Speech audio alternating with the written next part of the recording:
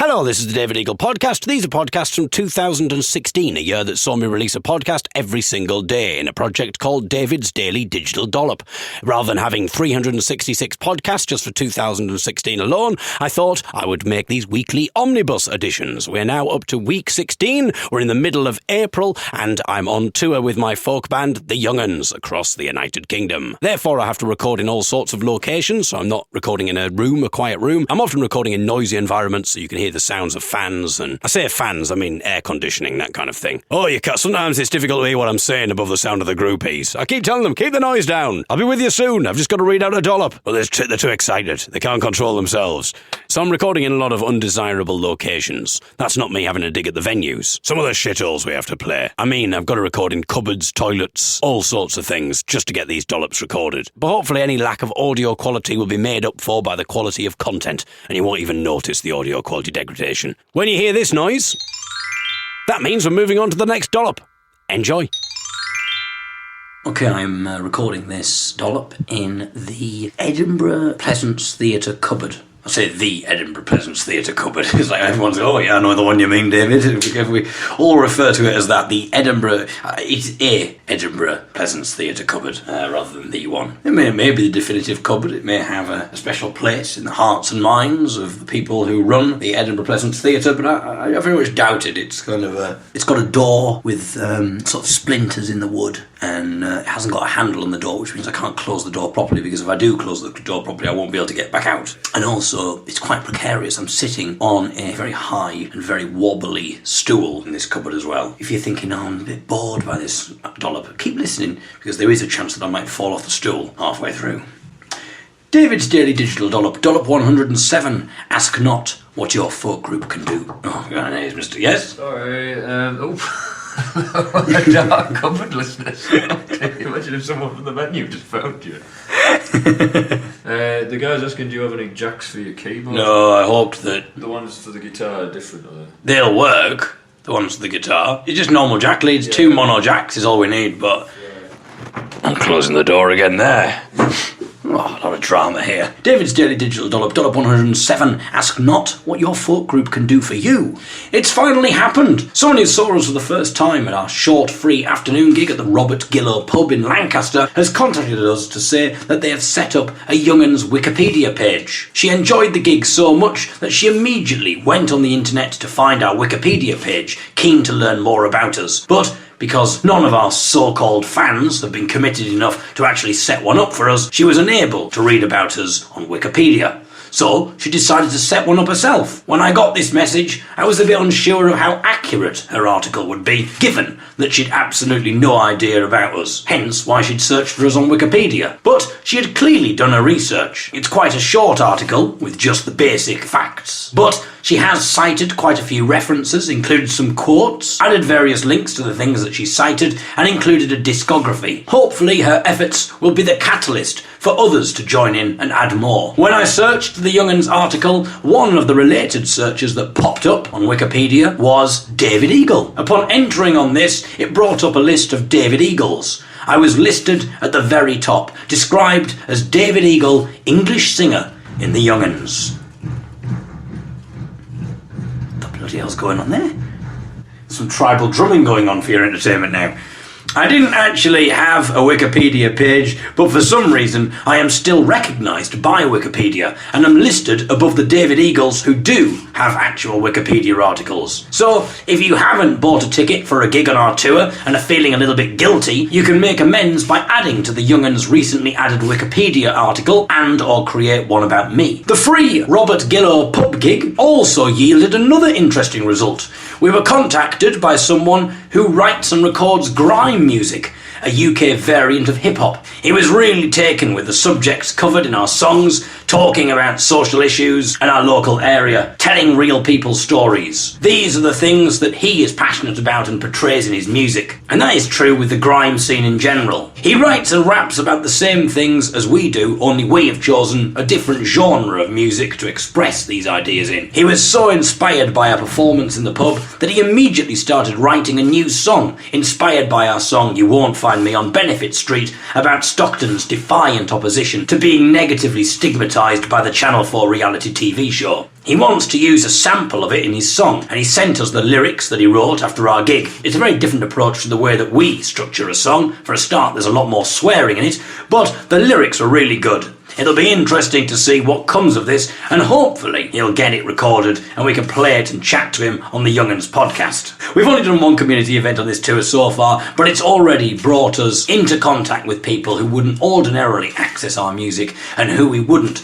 ordinarily meet in an art centre or a folk club. Perhaps our grime friend will find these dollops and become inspired to create a grime concept album around the subject matter covered in these blogs. I think that he could do a really good hip-hop, profanity-laden take on my malfunctioning kettle. I'm sure the kids would love that.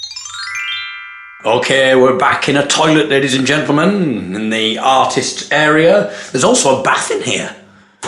It's really upmarket in this place in Sheffield at the Greystones. The audio part of this challenge has failed, thanks to the Edinburgh Pleasance Theatre's woeful internet speed. I left my laptop running for the entirety of yesterday's gig, but when I came back to it after the gig, the audio still hadn't uploaded. I did manage to get the written version published though, so I've still managed to publish a blog every day of this year. Technology also failed me during the gig. As we came on the stage for the second half, I placed my digital recorder down on the stage in front of me, but it toppled over and the memory card came out. While Sean was introducing the next song, I tried to restart the recorder, but the recorder had completely stopped working. I tried the on-off switch repeatedly, but nothing happened. Taking the batteries out didn't help either, neither did taking out the memory card. Oh, it's joke heavy today, isn't it?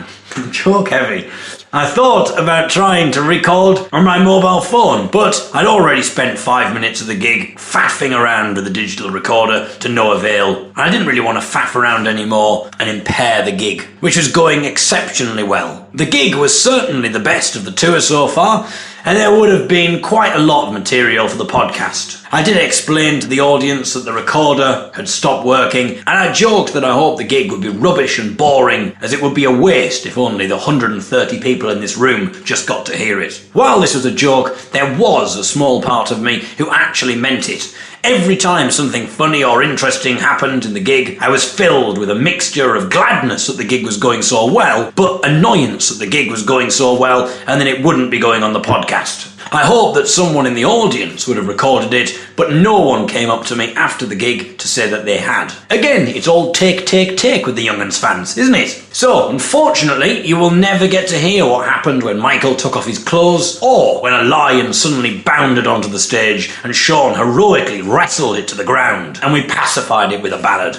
But never mind, we move on. Towards the end of the gig, Irish brought the three of us a beer onto the stage. Apparently, this angered the bar staff, because we were drinking beer that wasn't sold at the bar, but was the complimentary beer provided by the people who organised the gig. The organiser of the gig came to us after our performance and apologetically asked us if we would leave our beers in the dressing room and not take it into the theatre when we go out to meet people, because the bar staff had been giving him quite a bit of grief. Apparently, one of the people running the bar was so annoyed that he was even considering coming onto the stage and taking the beers from us, but someone talked him out of it. If he had come onto the stage, then I would have been pretty annoyed, not because of the barman's attitude, but because it would have been absolutely hilarious, and I'd be massively pissed off if it happened and we didn't get a recording of it for the podcast. It seemed a bit odd, though, to be so churlish about three people on stage drinking beer that wasn't bought from the bar, considering that we brought 130 people to their venue who were then buying drinks from them. Jenny, the girl with the health problems from my positive experiment dollop, if you remember that,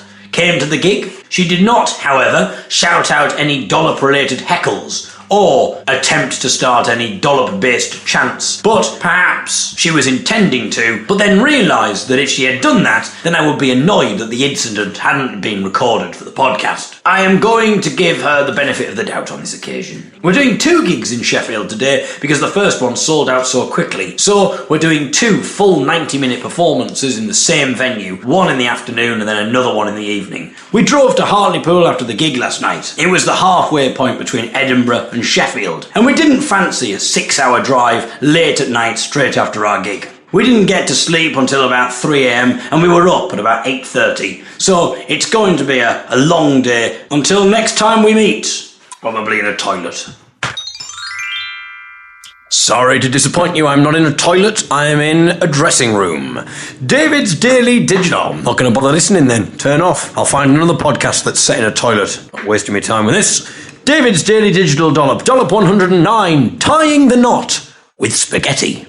As well as stories from on tour, hilarious anecdotes about domestic appliances, David's Daily Digital Dollop is also your portal for news relating to the Church of the Flying Spaghetti Monster, a new brand of religion that is growing in popularity. We've covered this church previously on David's Daily Digital Dollop, you may remember at the start. This week saw the Church of the Flying Spaghetti Monster conduct its first legally recognised wedding in the UK. The fact that the news articles state first legally recognised wedding ceremony suggests that the Church of the Flying Spaghetti Monster have previously been carrying out non-legally recognised wedding ceremonies, and I wonder whether, now that they are legally approved to do weddings, they have abandoned the non-legally recognised option.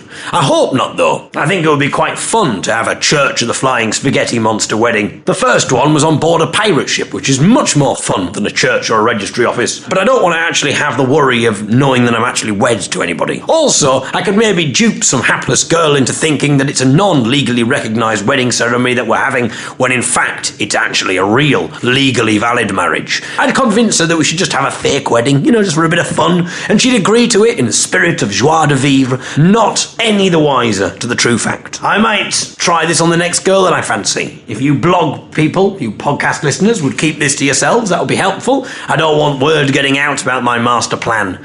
In return for your silence on this matter, I will reward you by podcasting the entire wedding ceremony. Not the wedding night though, sorry Chloe. I'd also appreciate it if you didn't let on to Sean about the news that the Church of the Flying Spaghetti Monster has started doing legally recognised weddings. He has already booked his wedding, and he'd be massively disappointed to note that if he just held out a little bit longer, he could be having a Church of the Flying Spaghetti Monster wedding ceremony on board a pirate ship. I dare not tell him, lest he should cancel his already booked wedding ceremony. I mean, I really don't want to have to go to another wedding fair again and try and pretend that I know about flowers and table decorations. I think I failed in that last time. I don't have to go through that rigmarole all over again. Although, having said that, I imagine that a Church of the Flying Spaghetti Monster wedding fair would be a lot more exciting than a boring normal one. Presumably, us lads would go out the night before the wedding on Sean's spag party. We walked onto the stage at Theatre 7 in Shrewsbury, and as the applause died down, I could hear what sounded like a jet engine from behind us. I was momentarily thrown into panic. Had the last 3 weeks been a dream? Was I about to wake up and find myself back on that bloody plane heading back from Australia and realise that I'd dreamt the last 3 weeks and still had another 20 hours of flying to go? Would I wake up and realise that I'm still only at dollop 90? As we reached the front of the stage, the next thing that I noticed was that there was plumes of smoke heading towards me. I could also see a big white light spreading out ahead of me. Had something gone wrong with the plane, and I was now being ushered from this earthly realm to the afterlife? But I couldn't die yet. I still had so much to achieve.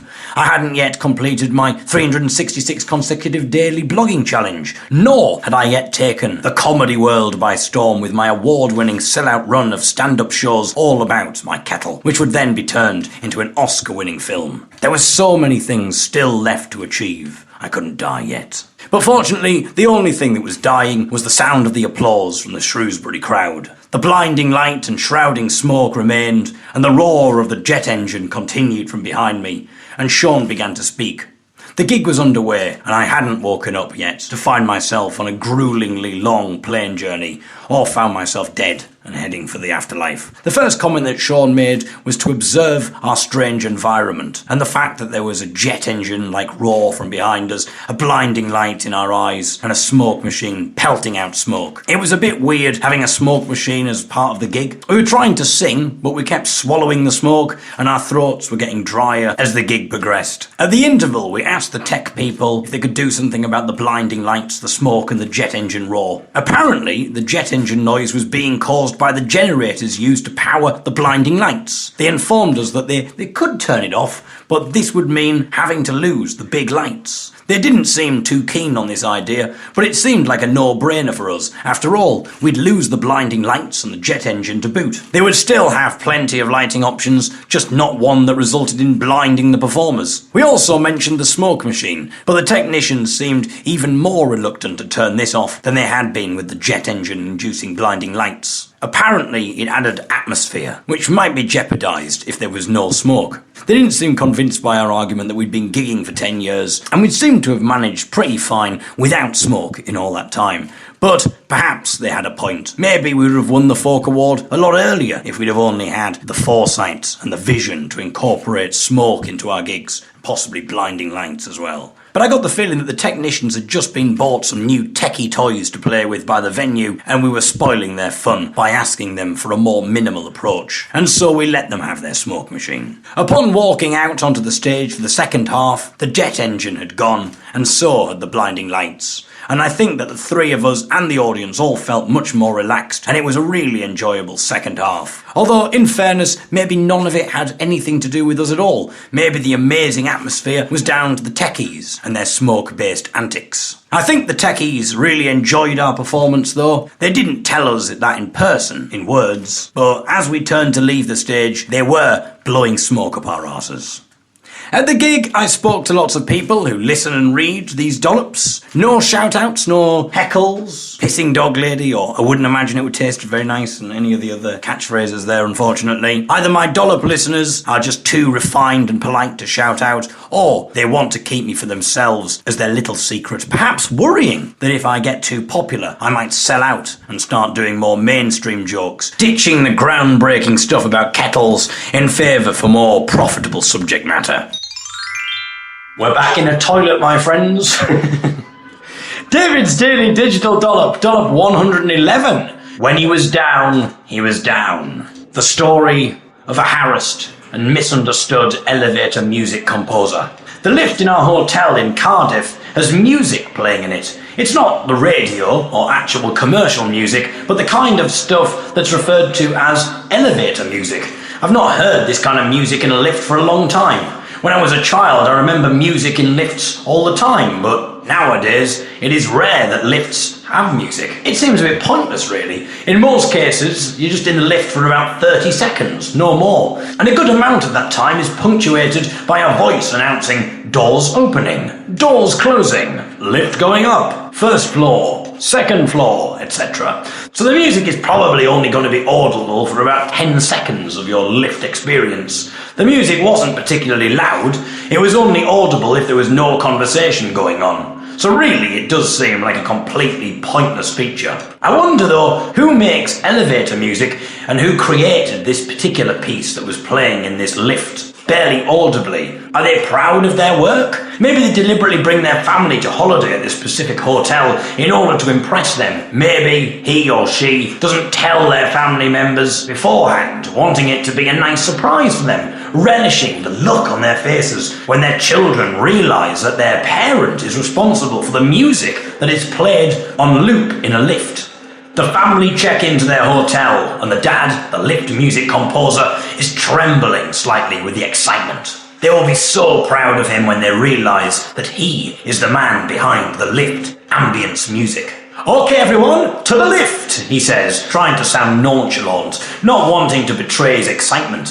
He marched towards the lift, but then deliberately slows down his pace, realising that he's in danger of losing the nonchalance. He turns his brisk walk into a casual stroll. Excuse me, sir, calls the receptionist. Your room is on this floor. There's no need to get the lift. Damn! Why hadn't he checked which floor the room was on when he booked the hotel? Now he would have no reason to take the lift, as looking around he could see that all the hotel's facilities, the pool, the gym, the restaurant and their room, were all located on the ground floor. Well, that was it. The game was up. This entire holiday was a pointless waste. They travelled all the way from Edinburgh to come here. His wife had been furious with him. Why had he booked a hotel in Cardiff when there were so many options closer to home that would be much less stressful to get to and wouldn't involve hours in the car with moaning, restless children? But he had tried to placate her by showing her all the things that they could do once they got to their destination. Obviously, it hadn't been about that for him. All he'd wanted was for his wife and children to understand what he'd been up to for the last 2 years of his life. His wife knew that he was a composer, but she hadn't seen much money coming in, and she'd never been invited to see any of the works that he'd composed being performed in any theatres or music halls. That was because he didn't compose for theatres or music halls. That wasn't his thing. He was an elevator music composer, and proud of it. He dreamed of being a lift music composer since he was a small boy. He remembered his career advisors and his teachers at school laughing at him when he told them. "You might have to rethink your dreams a bit," they told him. "I mean, I really don't think you can make a living simply from composing music for lifts. You'd probably have to branch out into ambient music for shopping centres, airport lounges, hospital waiting rooms, and all that kind of thing too."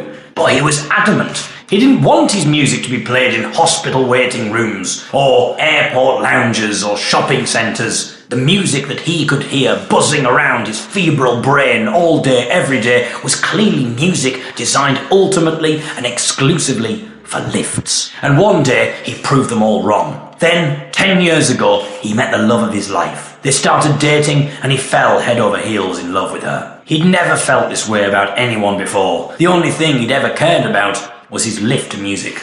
Then, one day, 6 months into their courtship, he finally revealed to her his dream, that one day his music would be featured in a lift. And she laughed. She laughed. He had been crushed by her laugh, and he vowed to himself that one day he would prove her wrong, and that he would hear his music played in a lift. She would be so overcome with emotion and love for him all the more because of his success. He hadn't quite imagined it would take another 10 years for his dream to come true. He kept sending out demos to hotels, but he never heard anything back. He didn't know how to go about it, really. I mean, how do you advertise yourself as a lift music composer? How did people get their music in lifts? He knew that it was possible, for he'd heard music in lifts before. It always filled him with anger and loathing whenever he was in a lift and he heard the lift music. Well, lift music, if you could call it lift music. It wasn't fit to be in a lift. It was never right. It always lacked the spirit and the commitment that his music had.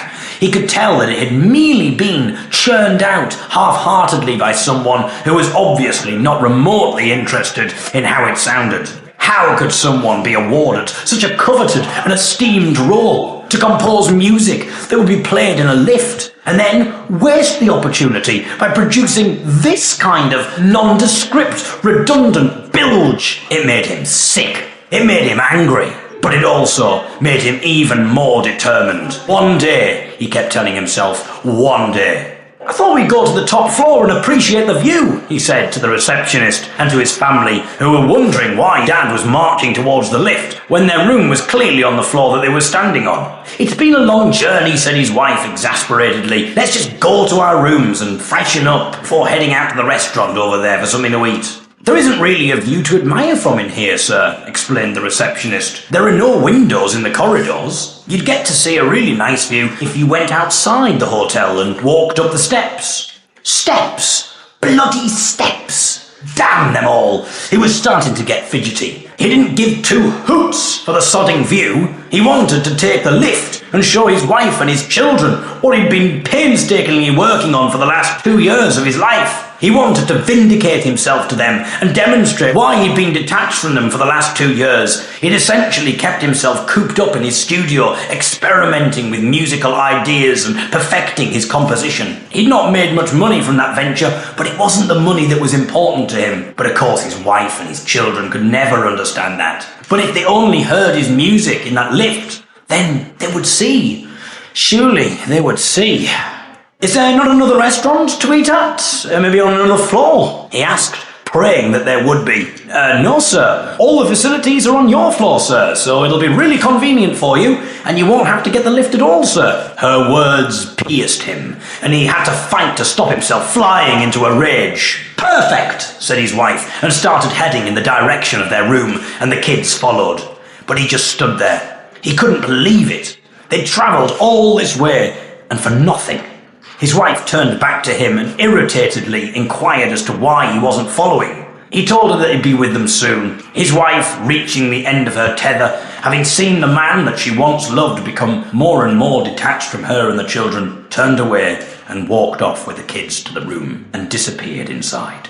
He turned to the receptionist. "Would you do me a big favour, please?" he said to her. "What's that, sir?" "I need you to change our room to one on the top floor." The receptionist was completely nonplussed. "Could you pretend that there's something wrong with our room booking, that there's been a mistake, and say that we have to move to a room on the top floor?" The conversation went on for nearly half an hour. The receptionist explained that all the rooms were fully booked out on the top floor, and on all the other floors for that matter, and as there was actually nothing wrong with their room, there was really no grounds for moving them. Eventually, after much remonstrating, he resorted to bribing the receptionist to do his bidding, giving her all of his money that he'd earned from the lift composition work. All that money for 2 years' work had just been spent bribing a receptionist. But the money wasn't what was important here. He needed to get his wife and children to the lift so that they could hear his music and finally understand. And this was the only way of achieving that objective. The receptionist agreed to call the customers staying in one of the rooms on the top floor and tell them that there'd been a mistake in the booking and they were actually meant to be staying in the room on the bottom floor. And then his wife and his children and him could move to the other room on the top floor. He thanked her profusely. He was so excited he nearly kissed her. He hurried to his family's room on the bottom floor and broke the news to them, trying to keep his excitement hidden. His wife was not particularly pleased, as she literally just got undressed to get in the shower. But she put her clothes back on, and she and the kids followed her husband out of the room and towards the lift.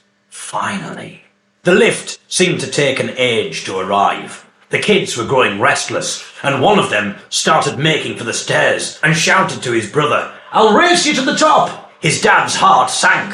His children disappeared from view and began to run up the stairs. Damn! He'd wanted his children to share in this special moment and to understand why their dad had been so distant and cold for the last 2 years. But at least he still had his wife with him. The moment wasn't entirely ruined. "Actually, I think I could do with the exercise too. Plus it'll beat standing here like a lemon waiting for the slowest lift in the world to grace us with its presence," his wife said. She began to make for the stairs. He grabbed her to stop her. "No!" he shouted. His wife was stunned. It had come out more aggressively than he'd wanted it to.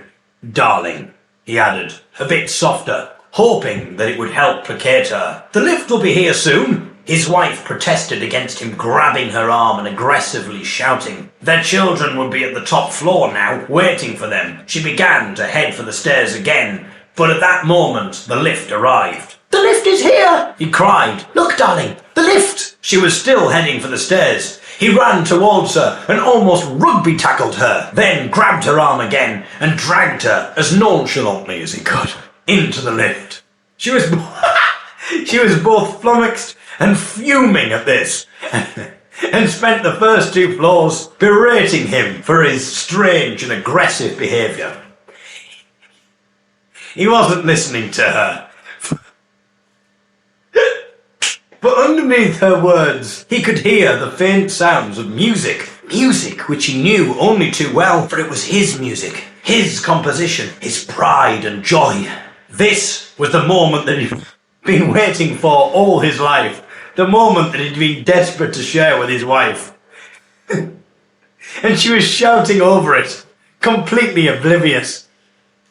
When he dreamt about this moment, it had always been a romantic, beautiful and poignant moment. As his music played in the lift, he would softly and tenderly tell her and his children why he'd been so cold and detached all these years. He'd explain that he'd been so busy in the studio all day, creating the very music that was now emanating from this lift. Music that he had fixated on and pored over in immense detail, considering every nuance, every chord, every intricate melodic motif, to create the best possible lit music experience that he could. He would watch as his wife and children's faces glowed with emotion, tears welling up in all of their eyes, as they finally realised what kind of a man he was. And finally, they would understand him, and he'd feel at peace, at last. But it was all going horribly wrong. They were now at the 3rd floor of 10, and his wife's barrage of words hadn't yet abated. He made to press his hands to her lips to stop her noise, desperate to make her hear. This was driving him insane. But then the doors opened, and 2 people got in. Excellent, he thought. He knew that his wife would be far too embarrassed to shout at him now that there was other people in the lift. He'd not counted on there being other people in the lift. It wasn't ideal. It would be a hugely emotional and poignant moment for him, and he didn't really want other people present. But then, on the plus side, they were keeping his wife from shouting at him. So in a way, he was glad for their intrusion. "Doors closing," said the lift. Damn! He hadn't accounted for the fact that his beautiful music would be ruined by the sounds of automated voices. It did nothing to add to the beauty of its creation. He made a mental note to ask the hotel if they could remove the automated voices from the lift, because it was getting in the way of the lift music listening experience. He'd mention it to the receptionist later that, "Lift going up. Bloody hell, there it was again. And it was a really good bit of the piece as well. A crucial part of the composition that tied the whole thing together. And it had been completely desecrated by that stupid voice." He'd definitely say something when he... "Lovely day," came a big, brash, confident-sounding American voice. It was the man who had just entered the lift on the second floor. "Yes, very nice," replied his wife. He couldn't believe it. His music was playing in their midst, and they were seemingly not being affected by it in the slightest. It was those bloody announcements. They had completely obscured his masterpiece. "And so how long are you staying for?" asked the man's partner. There must be a volume control on this lift somewhere. He tried to discreetly get the music to go louder. It was far too quiet. He could barely hear it above the announcements and the sound of the lift's motor. And then when people started talking... My goodness, so I've written over 2,500 words there. I was really enjoying myself, but we have unfortunately arrived at our gig now in London. Unfortunately, that's the end of it. I was really getting into it as well. As regular Dollop listeners will know, during this tour I have frequently been recording from the toilet, including this Dollop, ladies and gentlemen. This is not because I've got a weird fetish that involves people listening to me in toilets, or at least that's not the only reason anyway.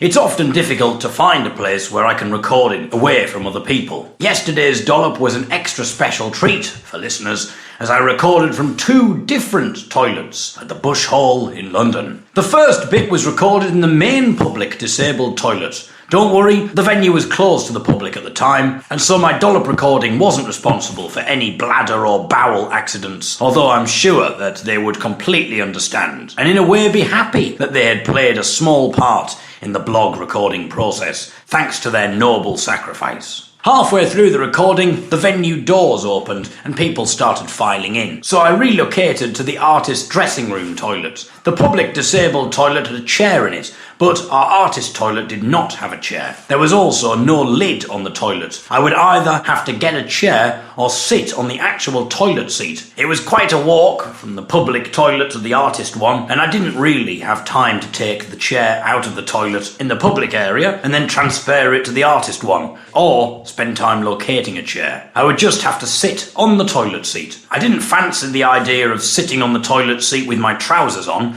as the trousers might sag a little bit when I sat down and they might come into contact with something. So I therefore decided to sit on the toilet as I would if I was using it for its more conventional purpose, producing dollops of a different kind. So I sat on the toilet with my trousers around my ankles and pulled my laptop onto my bare lap and began to read and record. During the recording, I got a bit hysterical and was struggling to stop myself from laughing as I was suddenly hit by the sheer absurdity of what I was doing, sitting on a toilet reading a fictitious tale about a crazed, obsessive elevator music composer. The other reason I was laughing was because I realised that I was really desperate for the toilet, but I didn't feel as if I could go, even though I was sitting on the toilet. And all I'd essentially have to do is just let go and wee. I was therefore a bit distracted when I was reading, as I was considering whether I could maybe get away with having a wee while reading the dollop. Would anyone notice? If I timed it to coincide with one of the bits of the dialogue where the lift music composer raises his voice,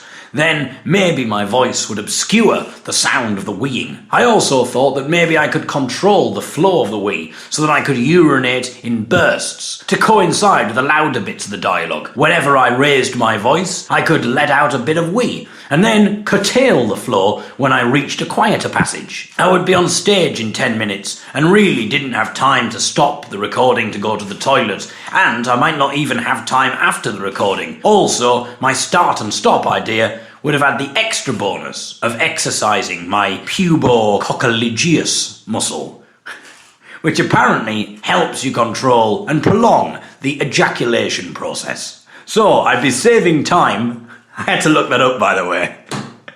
I didn't just know that.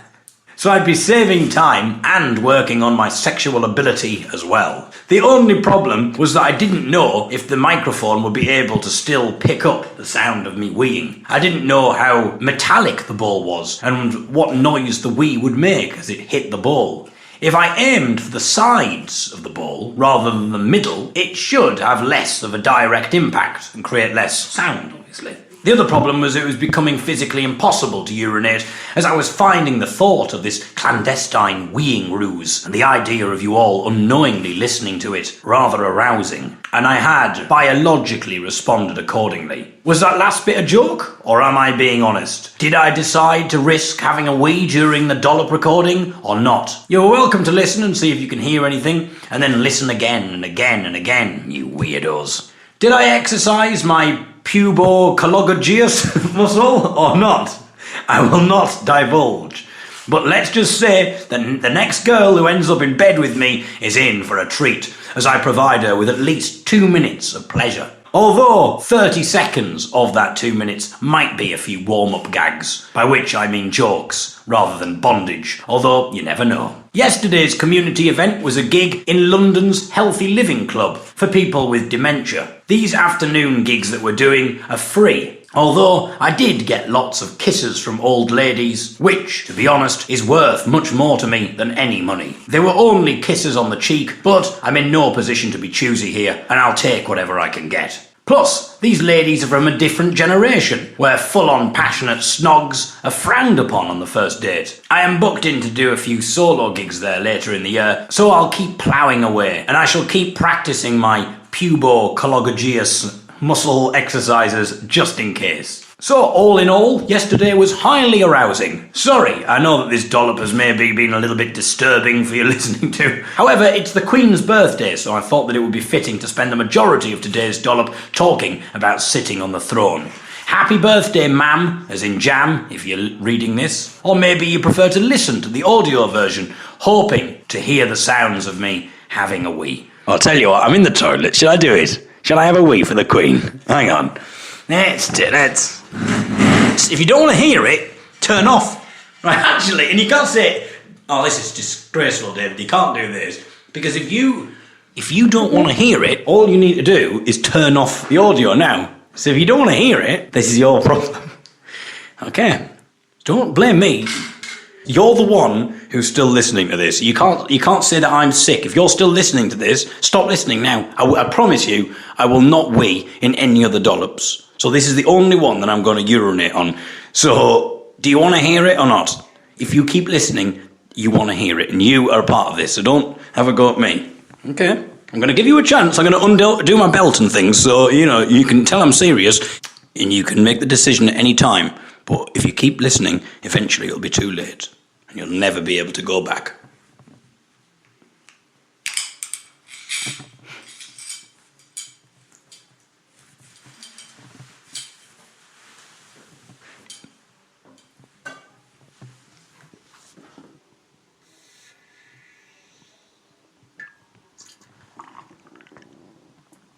That was it.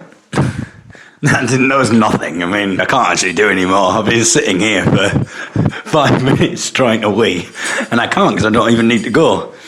So that was pointless. That was pointless because, of course, it would have had a point otherwise, wouldn't it? I can't believe you just listened to that. I know it's probably just you, Chloe. Anyway.